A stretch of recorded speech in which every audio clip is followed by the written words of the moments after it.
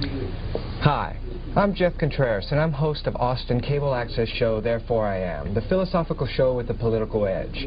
And boy, do I have quite a special treat for you today. For the next hour or so, we'll be talking to Fritz Springmeier, author of Bloodlines of the Illuminati. Fritz, thank you so much for being here today. Thank you for having me. It's a real pleasure. Fritz, your book has been out now for, actually it was republished, isn't that correct? Yes, it's been reprinted twice. Yes. Reprinted twice. And the title of the book is The Bloodlines of the Illuminati. What exactly is the Illuminati?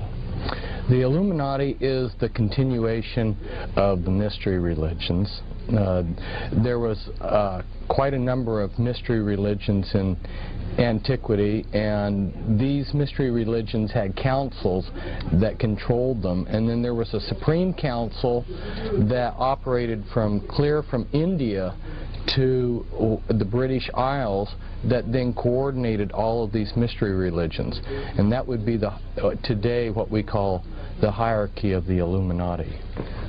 So the Illuminati is basically just an extension of the mystery religion system, the whole type of philosophy. Yes, it was a way of hoarding knowledge and power to a few special people. And how do they hoard the knowledge? Well, when I say knowledge, some of the knowledge is pseudo-knowledge, and some of the knowledge is actually scientific knowledge, which enabled, for instance, Christopher Columbus to be certain that he could sail across the Atlantic and hit land. He was associated with the Knights Templars, which is one of these secret societies associated with the Illuminati. So you've got different types of knowledge, but some of the knowledge is actually bogus. It's just claimed so that they can get people to join whatever mystery religion they're trying to offer. Okay, Fritz. Now, why are families so important in this? It's obviously, you titled it Bloodlines, and that must have to do with the families. Why are they so important? It has to do with how they pass power from one generation to another. It also involves the occult powers. They try to have full-blooded members. They believe that, at least the traditionalists within the Illuminati, which are the full-blooded members, they believe that to really be a powerful witch with all the occult powers that demonology gives you, that you have to be a full-blooded member who's got a genealogy that goes back many years. So in effect, what you're talking about is basically generational Satanism. Right, it's generational Satanism. And they have to operate also within bloodlines because of the way that they carry out their mind control. They make program DID, or what was commonly known for a couple hundred years as multiple personality disorder. They program their members with MPD, and in order to do that, you have to have someone who will disassociate when they're traumatized rather than die. There's three things you can do when you're severely traumatized. You can just curl up and die, or you can go crazy, or you can have the creativity and the dissociative abilities to splinter the mind into a multiple. And they want that ability. It's essential because the satanic rituals that they carry out, which are horrendous traditional rituals, blood sacrifices, requires a certain level of insanity and dissociative ability. In other words, what I'm getting at is if you were a normal, sane person and you had to participate in the higher level Illuminati rituals, you'd probably go crazy without the without the programming and the MPD that they carry out. So it's absolutely essential that they maintain the bloodlines. Okay, Fritz, now when you talk about blood sacrifice, what do you mean? Are you talking about chickens or goats or something like that? No. Unfortunately, I'm talking about human sacrifices. This is, you go throughout the world and you examine the different cultures, and you'll find that human sacrifice has been fairly widespread. And these powerful families have always felt that they gained power and through sacrificing other people. So you're saying that the blood sacrifice that we've read or heard about throughout the history books has never actually stopped. It's just gone into secret. That's right. Correct. That's very incredible. Now, Fritz, in the book Bloodlines of the Illuminati, you point out that 13 families are in control of the Illuminati structure. But in your book, you list 14 families. Could you explain this a little bit? Sure. They themselves decided that they would have 13 families, or really maybe a more descriptive word would be tribes.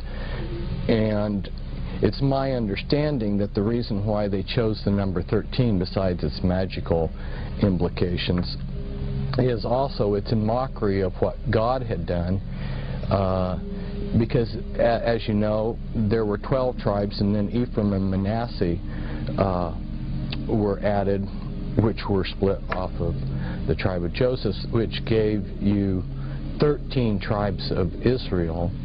And so in mockery of that, then they have chosen 13 satanic bloodlines. But in working with people that were in the Illuminati and helping people get out of the Illuminati, I've gotten a fairly good handle on what last surnames they use. And although there's hundreds of, say for instance, Rothschilds in the United States, most of the descendants of the Rothschilds have other surnames.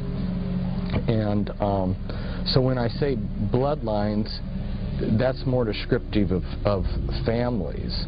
And there are certain families within the entire context of the Illuminati that have become powerful in themselves, but aren't labeled by them as one of the top 13. And as there's a continual power struggle between everybody within the hierarchy, you have some factions that become more powerful, and as those families become more powerful, they deserve recognition of their own. So I listed the Reynolds and the Krupp family. Actually, I listed 2 extra besides the 13, the Reynolds and the Krupp family, because from the inside information I had gotten, they were very powerful. So what you're saying is that the families that are the top 13 families right now were not the top 13 families, say, of maybe 200 years ago, or even as far back as 1,000 years ago, that as these Illuminati families struggle for power within their own system, they replace some families with others, and vice versa. Yeah, I believe that that process is ongoing. But I also believe that beyond just having the 13 families that they have listed as important or the top, they also, in a sense, recognize the power of other families. For instance, Bill Clinton has become very powerful in his own right. So, or the George Bush family. So, although they are descendants of these 13 tribes, they in themselves now, in this time period, are worthy of special focus or mention. Okay, Fritz. Well, we talked a little bit about the Illuminati structure. Could you briefly explain how this structure is set up? Yes, it's a pyramid structure, There's two basic levels in the Illuminati. There's the anarchy level. In one of my books, I listed hundreds of satanic covens and their addresses across the United States. I mean, there were so many that I listed, numerous pages, that I haven't gone through and counted how many hundreds of addresses of different covens. And these are very eclectic, and besides these witchcraft covens, there's other lodge systems and other things also on the anarchy level. Well, on the anarchy level, you can't discern any pattern because everybody believes differently. Then there's three levels within the anarchy level. As you know, there's three levels to witchcraft. And then the next level are is the hierarchy level, which also has basically three levels to it. Although within those three levels there's ranks and grades, and above that there are councils that you can belong to that have special powers, and there's also special ranks and grades above those three basic grades. But yeah, it's basically anarchy level and hierarchy level with three levels to each of those. Now, how does this structure basically control, or why should we even be worried about the Illuminati? If there's a top structure that controls the anarchy level, isn't that just some type of contained system within itself? Why should we, as just normal everyday people, be worried about this? Well, the general public, as you probably know, is not concerned about this, but they should be, because all kinds of things, all aspects of their lives are influenced by these people. They're the movers and shakers of the world. There's some disinformation out there that I need to clarify, and that is the misunderstanding that's common out there is that this man, Adam Weishaupt, which was a pseudonym, a name that he had taken actually, started the Illuminati. He did create a modern structure for it. He was paid by these families to create a modern structure. But he didn't originate the Illuminati. The Illuminati goes back thousands of years before him. And the reason why I mention this is that if we go back into antiquity, we will see that there were certain families that were deified as gods, like Pharaoh, Alexander the Great. Maybe some of the viewers don't know that Alexander the Great believed that he was descended from gods. Genghis Khan, who's still worshipped in Mongolia. These powerful families believed they were gods, and they controlled through their priesthoods in these mystery religions the people that were subservient to them. They never wanted to relinquish power. They networked together, and over history you can never find any point in history where they gave up their power. What they did is they did a lot of sleight of hands and went underground or behind the scenes and let other people become frontmen, but they've still stayed in power. You can see a lot of I give a lot of evidence of that in my Bloodlines of the Illuminati book. Just some everyday examples that I ran into is, as a boy, you know, I met Henry Cabot Lodge, and someone who would read American history would know about John Cabot exploring the United States, which was of the Italian Caboto family. This is an ancient family, and yet you can see their influence in history all down through the years. Recently there was a book, Holy Blood, Holy Grail. Well, I say recent, it's not been recent, but it became a bestseller, and then the authors made a trilogy of books, Messianic Legacy and The Temple and the Lodge, and Pageant and Lay and Lincoln were the authors of that trilogy of books. And they go in and discuss how all of the royalty and aristocrats of Europe are descendant from one single bloodline. Now, of course, then when you go to look at our presidents, you find that 11 of our presidents, at least 11, are part of that bloodline. At least 11 presidents are descendants from European royalty. Right, the Merovingian dynasty, at least 11. And a man recently, David Icke, you may have heard of him, yes, says that he has the genealogy charts to show that all of our presidents were related. I have, in the talks that I've given in the last couple of days here in Austin, I showed a genealogy chart that I have, which shows 12 of the American presidents very closely related. Okay, Fritz. Well, you talked about how these Illuminati families, when they have power, and we can see that, then they go into hiding. Most people would say that the Templars, the Knights Templars, were one of these Illuminati structures. Could you explain basically how they supposedly went into hiding? Because you hear about the Templars, they had quite a long reign, and then the French turned against them, and then they were outlawed by the Pope, and then they just disappeared out of history. Right, and but they didn't.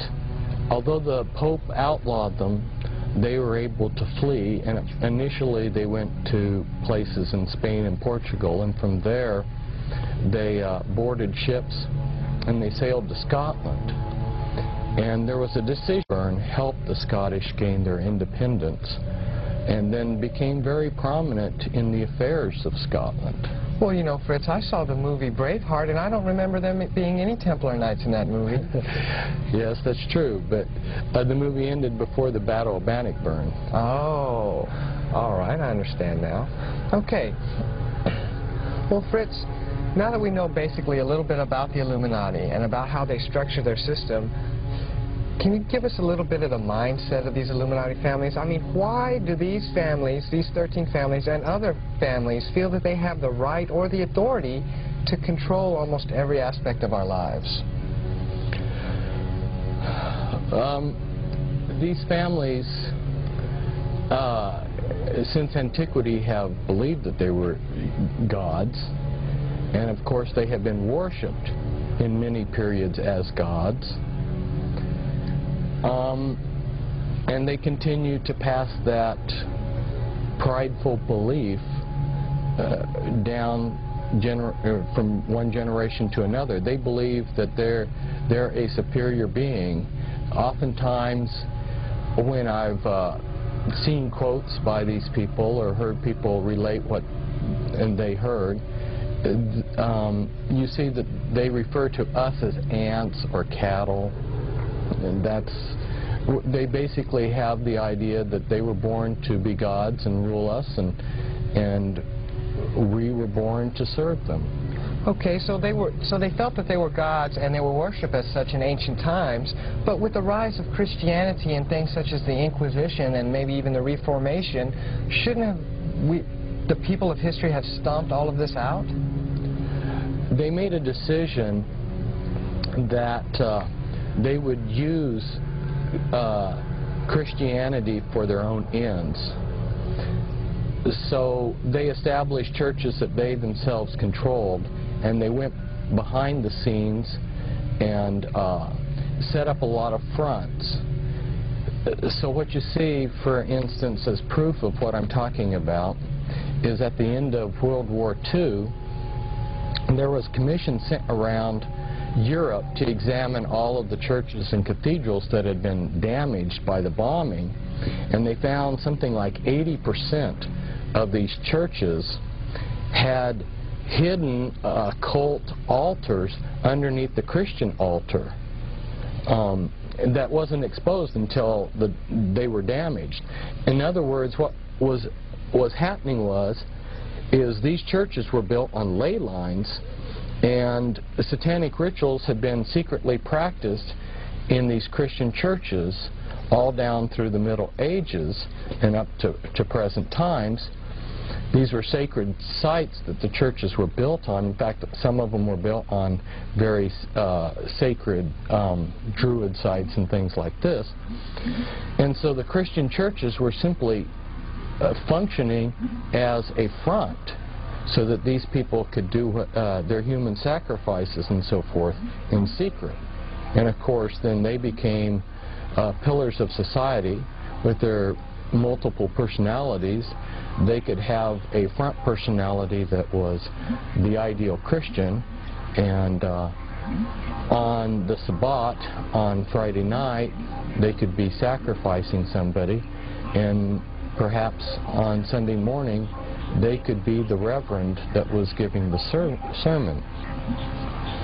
There's a number of other proofs that one can, or evidences of what was going on. If you go throughout Europe, you'll see a large number of the churches had winged reptilian gargoyles put on them, including something that they would have people, statues of people bent over,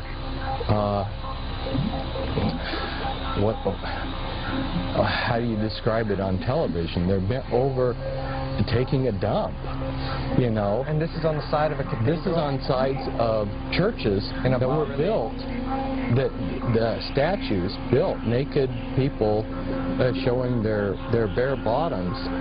And if you ask, why did these Masonic trade guilds build gargoyles and people taking an excrement, you're told they did it for Christ.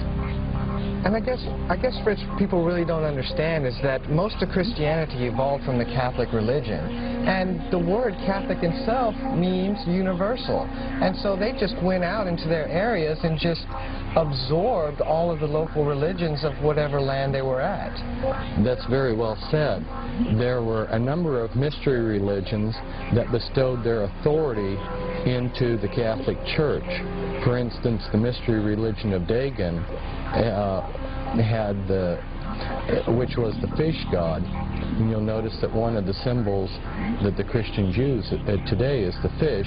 And the Pope's hat, his mitre hat, was the crown of authority of the head of the mystery religion of Dagon. Mm-hmm. So he at one point in history was given the authority to be head of that mystery religion. And so yeah, the Catholic Church was a good way to also absorb a lot of the paganism. Right, besides being a front for the more serious, hardcore. So you mean, Fritz, when I'm driving around in my car and I see another car in front of me with the little fish symbol on the back of it, that the symbol, in reality, even though they believe it represents Christ, is really a symbol for the Dagon mystery religion? I don't think that you'll find Christians putting it on there because they worship Dagon, but all I'm doing is saying a lot of these symbols have histories beyond what the Christian Church thinks about. Mm-hmm. You'll find a lot of, well, for instance, I have personally with my own eyes seen a good number, or I don't know if good is the word for it, but I've seen a number of churches with the Masonic Knights Templar logo on the side of their churches. Mm-hmm. And what logo is that?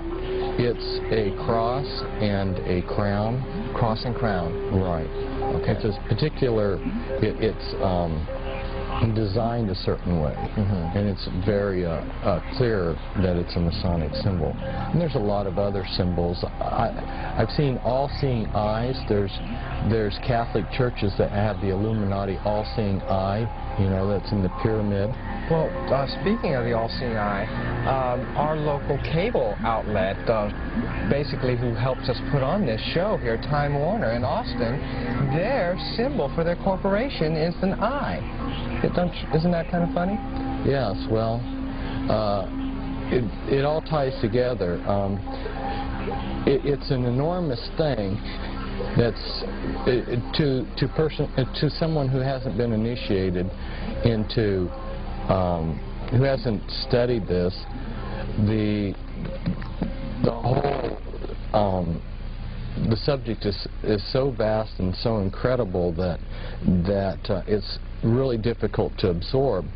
That's why I really strongly encourage someone to begin by reading the Bloodlines of the Illuminati book, where I have the time to lay things out systematically, so you can see that this thing started in antiquity. These people controlled everything back then. They never gave up control, although they have worked through trade guilds and the Masonic Lodge and other things. They've always had the power. They never gave up the power. And when this country was created, we thought that we were getting away from the aristocracies and the kings of Europe. But lo and behold, like I said, you know, I can document that 11 of our presidents are related to the royal family in the United Kingdom. Boy, I tell you, Fritz, this all sounds so incredible, just like you said. When you were doing research for this book, how much documentation did you actually find which supports your outlook and beliefs on the Illuminati? Well, I've done many years of research, and I was just joking with somebody that I was visiting this morning, because when I moved into my new house, I had been telling people I had 100 boxes of papers, you know, documentation, newspapers and stuff that I collected. But after I had filed those away, and I counted, I had 140 boxes left. So, a lot of what I have learned was because I've worked for years with people that are trying to escape the Illuminati, and they helped my learning curve greatly. They point in the right direction. And a lot of information is right there if we scratch below the surface. But they realize that there are very few people like me that are going to be looking in the right direction and scratching under the surface. So, and they don't have time to hide it all. So there is an enormous amount of information out there that relates to these families. And I just am the type of person to plow through enormous amounts of information. That was just, I guess, the gift that God gave me. So what you're saying then, basically, Fritz, is that the information is out there, and really all you have to do is begin to search for it. Is that correct? Yes, I believe that a lot of the readers, once they have read my Bloodlines of the Illuminati book, and then once they maybe have read some of the other books that I have and gotten a basic understanding of what's going on, they're going to start seeing these things all around them, and they can teach themselves, and they can further their understanding on their own without my help. Okay, Fritz. Well, let's jump a little bit inside of the book, okay? I know you mentioned as one of the Illuminati families, the Kennedy family. Now, with all of their recent tragedy in the past few decades, how can you still feel like the Kennedys are major contributors to this whole power structure? There's definitely been some power struggles, and the Kennedys have been on the short end of the power struggles. That's true. But after John F. Kennedy was assassinated, and his brother, Ted Kennedy still was an extremely powerful senator. because of his tenure and all of the committees he was on and everything. He was one of the most powerful men in the United States. So that immediate family, you know, continues to be called by the news media as America's royal family. But let's understand that the Kennedy bloodline is far greater than just John F. Kennedy's family. Well, what do you mean, Fritz? I think most people would, when they think of the Kennedys, they think, oh, well, you had John's father, Jack was it, and he made all his money. Basically, you hear rumors that he made most of his money through Prohibition, and then he made a killing off of the stock market crash. And really, that's when we start to hear about the Kennedys. Are you trying to tell me that they have a history that goes further back? Yes, they have a history that goes way further back. In fact, the Kennedys are descendants from Brian Boru, who was the first Kennedy, and he was one of the most significant kings in European history. So you see that they're tied back to royalty. In fact, John F. Kennedy's sister married into British royalty. So these are just not commoners that grew up in a log cabin. But there's something that I would point out to our listeners out there in television land, and that is that the movers and shakers do not become rich and powerful and then join the Illuminati. They become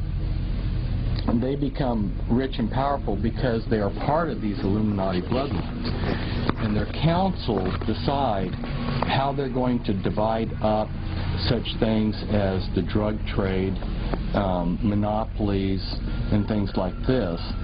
And so when you see these families like the Astor family go from being totally poor, and in a few years, John Jacob Astor is the richest man in North America. And maybe I'll use him as an example. Okay. Since I got started talking on him. John Jacob Astor came from Germany, from a small town, Waldorf. His background was being a butcher. He couldn't hardly speak any English. His English was broken. And he was the type of person that if you were sitting beside him eating, he might grab your shirt and wipe his dirty face on it while he was eating the meal. He was gross, he was crude. He was not somebody that you would enjoy being around. Yet this man who could barely speak English and who is an exceptionally obnoxious person, within a few years became the most richest man in America. Now, how did that happen? There had been fur trade for hundreds of years, but all of a sudden he comes to America and monopolizes the entire fur trade, basically, on North America. Now, how did he gain control? It's because somebody in the Illuminati councils had decided the Astor bloodline, which is a bloodline that goes back to antiquity. The name is a derivative of Astarte. They had decided that the Astor family, you know, would be given that privilege. Why did Bill Clinton become president? Somebody made the decision many years ago. You can look back at the things Bill popped off and said as he was a kid. He said, "I'm going to be president." Okay, Fritz. Well, we talked a little bit about the Kennedys, and I noticed that another Illuminati family that you mentioned in your bloodline book is the Onassis family. Now, as far back as I can remember, just out of recent memory, the only Onassis I could ever think of was Aristotle Onassis. And really the only reason I bring him up is because we talked about the Kennedys, and they seem to be linked a little bit. Could you briefly describe how the Onassis fit into this picture? Onassis was, again, someone like John Jacob Astor. His family lived. Aristotle's father, Socrates, lived in Turkey, and at the end of World War I, the Turks committed genocide against the Greeks, and the Americans had a warship off of the coast, and very strange thing happened. I mean, you have millions of Greeks being killed, but for some reason, this American warship sends a party of Marines ashore, and the one person they rescue is some obscure boy named Onassis. This is and the reason they give is because he had sold a bottle of liquor to the captain of the ship, and the captain of the ship had taken a liking to him. Well, that's a nice story. So then Onassis comes to South America. He lands in South America penniless in Argentina. But supposedly by washing dishes, within a few years, he's a multimillionaire, one of the richest people in the world. From being a dishwasher? Yeah. Some jobs like being a dishwasher. You know, you can see this kind of stuff in Back to the Future with Biff, you know. Yeah. This is what we're talking about. So what I'm getting at is he became rich because he was in one of these bloodlines. How extensive is that bloodline? Who else is part of that bloodline? I don't know the full extent of that bloodline. I know that in working with people that were in that I brought out of the Illuminati, most of the people of these bloodlines do not have surnames that match the bloodline that they belong to.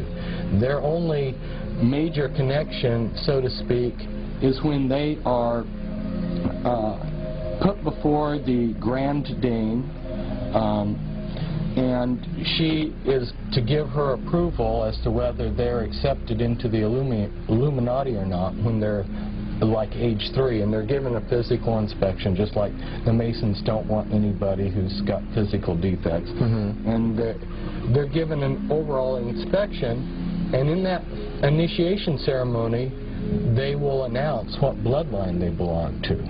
But then they will continue going through life with a plethora of other names. Okay. Well, Fritz, after hearing you speak over the weekend, I think one of the best examples to help people kind of understand how the Illuminati control world events, could you kind of briefly describe some of the major events of the Illuminati-controlled World War II?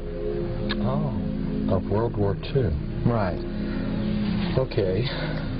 Yeah, I'll focus on that. I might just mention to our audience, I could go back and essentially every war that there is, I could go through and show how these families have created them, manipulated them. Well, you can look at Wall Street, and the Illuminati families on Wall Street were the ones that financed Hitler to come to power. Also, you'll see that the Krupp family in Germany, plus a few other leading industrial Illuminati giants. Now, you're talking about the Krupps that make the coffee machines. Is that right? Yeah, I'm talking about the Krupps that make a lot more than coffee machines. I don't know how many thousands of factories they have today, but they were the ones that built the tanks and a lot of other, the locomotives and a lot of the other steel works that the Germans needed for their war machinery. And these people were the ones, well, one of them said, "We've hired Hitler." So they viewed Hitler as their hireling. So American and German and British Illuminati financiers brought Hitler to power. So you had that aspect happening. And then the dialectics that was created that created the issues and how the war came about were also Illuminati family manipulations. And then the United States' entry into the war, let me point out something here. We haven't mentioned Freemasonry, but Freemasonry is the continuation of the mystery religions. Okay. And Freemasonry and the Illuminati are like a glove in a hand. Well, hold on just a second, Fritz. I mean, I know some Freemasons. I even work with one, and I mean, he seems to be the most down-to-earth guy I've ever known. And as a matter of fact, if I even get to talking to politics too much about him, I feel kind of sort of that I even know a little bit more what's going on than him. How is he controlling the world? Oh, he's just a member of a lodge system. We're talking, the lodge system needs a lot of good men at the base to support its structure. And 2/3 of the Freemasons don't go beyond the 3rd degree. They're that financial base supporting this pyramid structure. But at the top, we have these people, for instance, the Sinclair family, which is part of the 13th Illuminati family.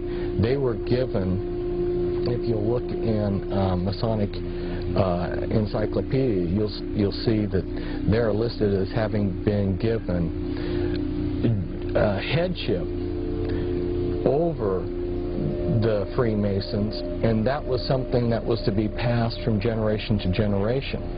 So you'll see that these bloodlines are in control of Freemasonry, just like so many other things. The royal family of Britain has been at the top of Freemasonry in the United Kingdom. So it's not that every Freemason is in the Illuminati. It's that this is just one more system or lodge or secret society that's controlled by them, and Freemasonry just happens to be, has been in the past. It's not so much the powerful tool that it was in the past, but it's been one of their most powerful tools in the world for carrying out what their agenda. Okay. So let's see. Let's pick up where I was. Back in World War II? Back to World War II. The reason why I had to bring in the Freemasons is Stalin and Churchill and Roosevelt, who were the Allied leaders. They were all three Freemasons. And Churchill was of the Illuminati bloodlines, and so was Roosevelt. Stalin married into one of these prominent Kagangovich, if I'm pronouncing the Russian name right. He married into a prominent Illuminati bloodline. And in fact, you see in Russian politics that same family that Stalin was married to is still very powerful in Russian politics. But anyway, so you had three people that are controlling these countries, or at least are the visible political leaders of these countries that are all on the same team. And Germany and Japan and several other smaller countries that join them are arrayed against Russia and the United Kingdom. And the British wanted the Americans to enter the war. Roosevelt wanted us to enter the war. So, but wasn't Roosevelt's one of his campaign promises at that time not to enter the European war? Right, right. Just the same as Wilson before World War I. His campaign was he would keep us out of the war.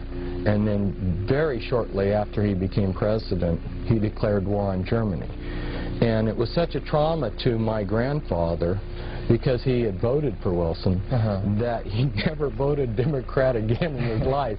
He had such a strong reaction. He had a knee-jerk reaction. He always voted Republican after that. But yeah, that was a campaign promise. But see, these people, they say whatever it takes to be popular, and then they do whatever they want, because we don't mean anything to them. And so, in going back and researching, I came across a book that was written which described aircraft carrier warfare in the Pacific in a war between Japan and the United States before there was ever an aircraft carrier built. And this book describes basically World War II. So this is rather amazing that someone was already thinking this stuff out. And then you'll see that when one studies it out, that the American military brought the Japanese Navy over to Pearl Harbor and specifically showed them item by item how the Pearl Harbor could be attacked. And then on the basis of that,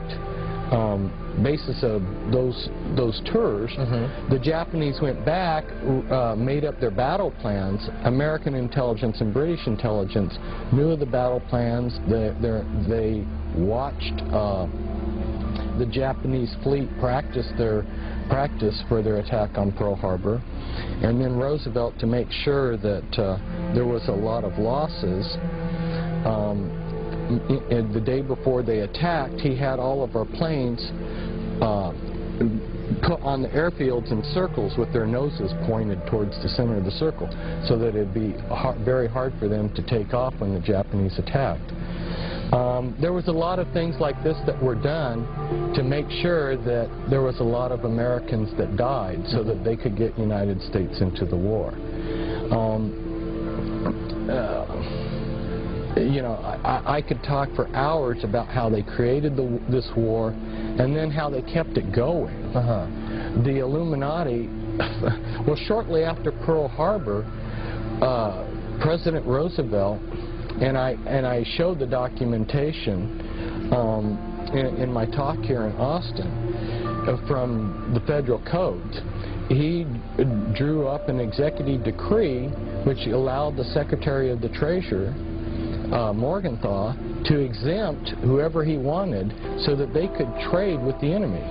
So these Illuminati families, like the Rockefellers, who controlled Standard Oil, and Onassis, were given the freedom to trade with the Germans so that they could keep the Germans supplied with essentials like diamonds there's a lot of industrial uses for diamonds, including they were needed for the gyroscopes and the gyroscopes for the V-2 rockets and everything. They supplied Germany with oil, designs for military equipment, and a lot of other things that, had the Illuminati not been given that special privilege of continuing to trade with Germany during the war would have come to an end easily by 1942. So basically, we had an embargo on Germany if we wanted to, but we just never closed the embargo. Or we just never kept the supplies from coming into the country.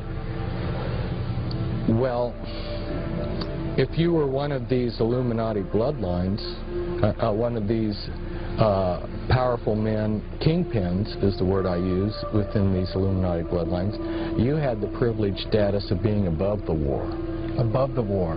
The rest of us, it was a real war. And actually, Fritz, I think I can remember from your book, as from the Onassis chapter, his fleet of ships almost went unscathed, is that correct? Totally unscathed. They were never attacked. How many ships did he have? It was between 200 and 300 ships, merchant ships. And he's from the Greek fleet, correct? Yeah, Greek merchant ships. His ships flew the Greek flag. Essentially, every other Greek ship that was floating when the war started was sunk.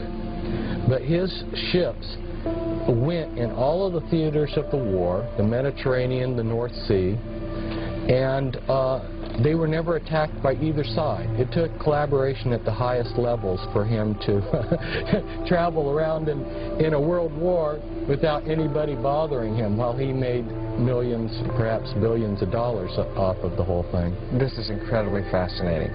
I tell you what, Fritz, we're almost running out of time here, but before we do, I would like you to briefly touch on, I know you mentioned it earlier, how the Bush family has been coming into prominence here of late. Could you give us maybe a little bit more of a background behind that family?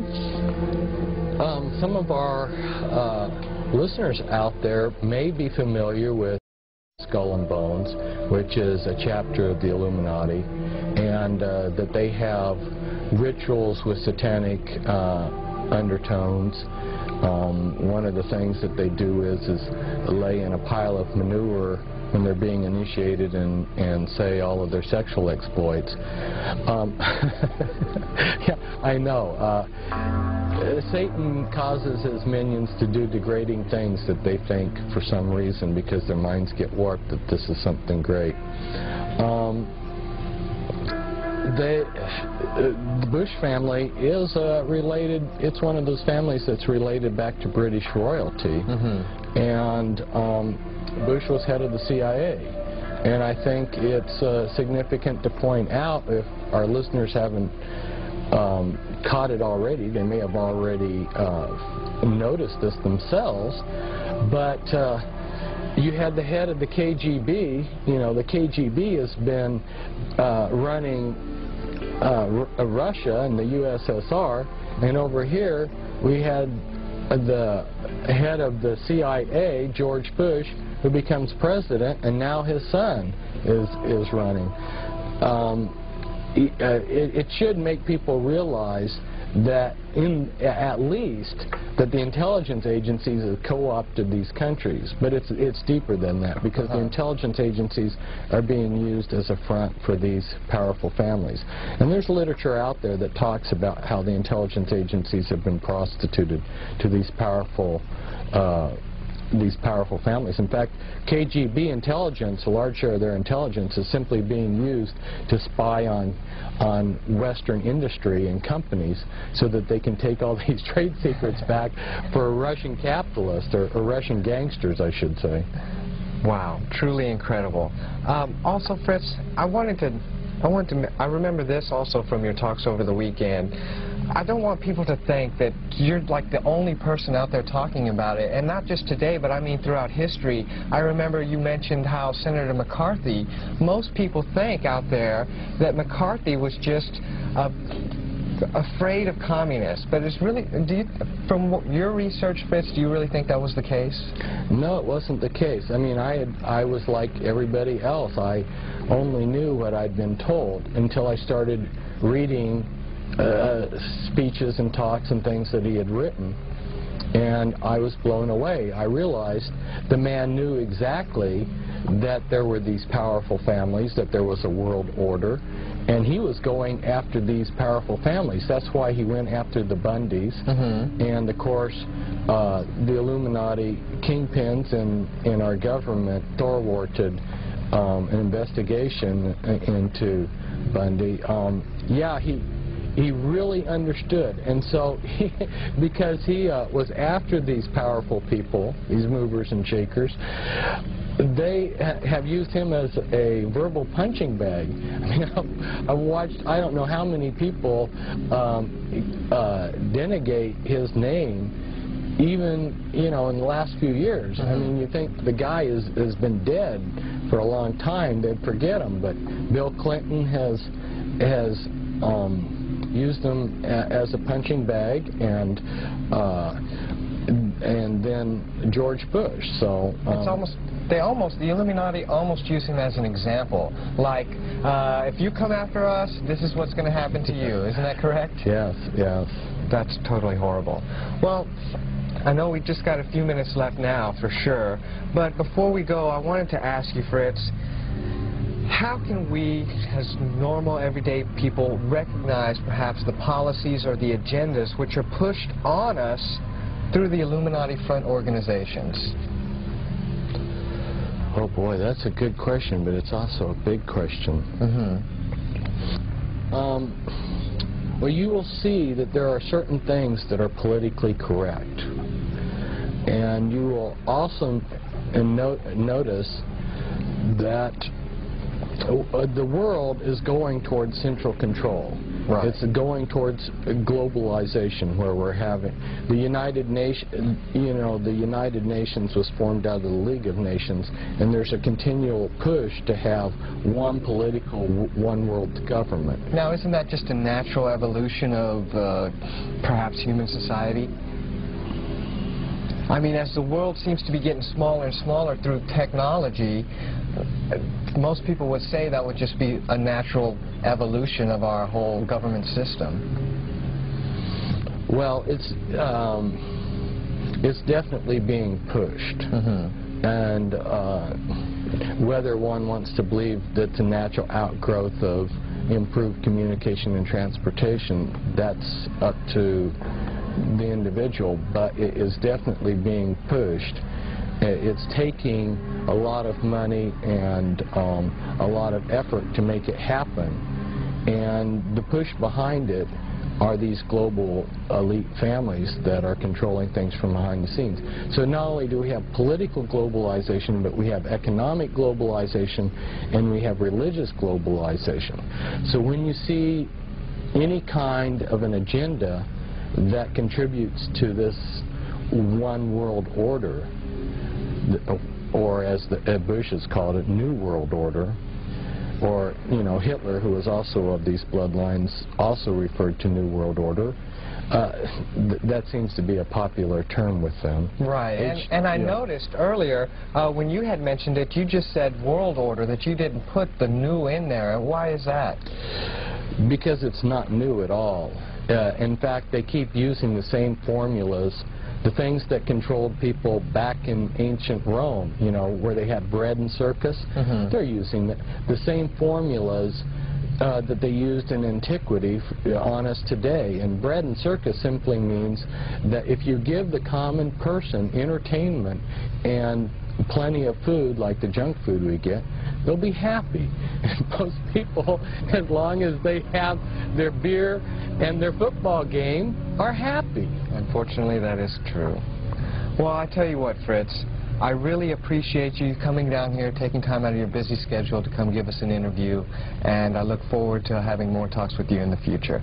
Thank you. It's great being with you.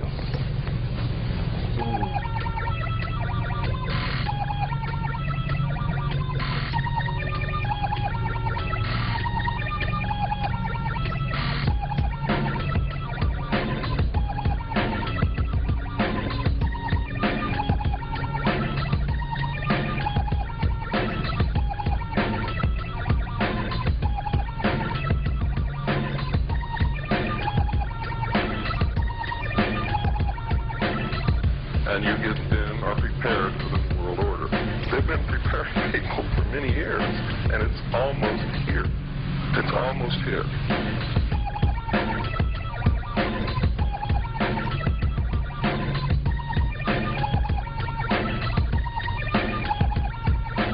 What is at stake is more than one small country. It is a big idea. A new world order.